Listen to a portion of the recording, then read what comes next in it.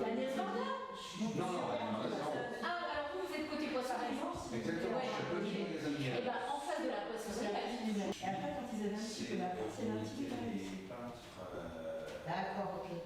Placé sous le numéro 118 dans la vente. Or, notre tableau a le numéro 118 et inscrit au...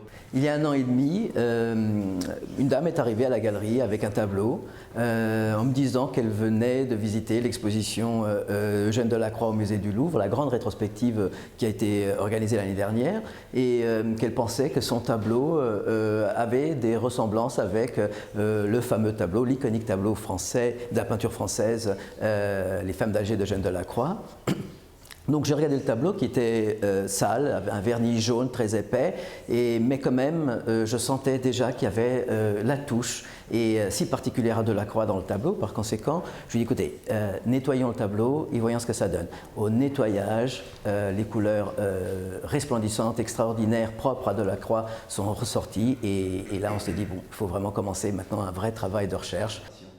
Et dans un certificat d'authenticité notamment, j'intègre des éléments catalographiques de l'histoire du tableau. Qu'on trouvait facilement. Voilà, exactement. Et ça passait devant notaire. Il y avait qui est assis, les jambes croisées, les bras, un bras comme ça. Juste pour faire des études, très un tableau où ils ont déjà fait c'était cher les pigments. C'était cher les pigments. Là, on est en présence de l'étude pour le tableau des femmes d'Alger du musée du Louvre, qui a été exposé au salon de 1834. Et ce tableau-là, cette étude qu'on retrouve aujourd'hui, qui est une totale découverte, est d'une importance fondamentale parce qu'on rentre véritablement dans la pensée de l'artiste, on entre au moment même de la création. C'est-à-dire que là, on est dans les coulisses de l'œuvre. On m'a envoyé ça, cette partie de pied, je m'en souviens très très bien. Après, on m'a montré ce dessin-là. C'était Gélicourt qui était plus jeune que Delacroix. Je savais qu'ils étaient. Il n'y a jamais de touche de pinceau successives, mais à chaque fois que des tons francs. Les coloris sont tout à fait caractéristiques de Delacroix et c'est leur association. Delacroix est ce qu'on appelle un peintre coloriste.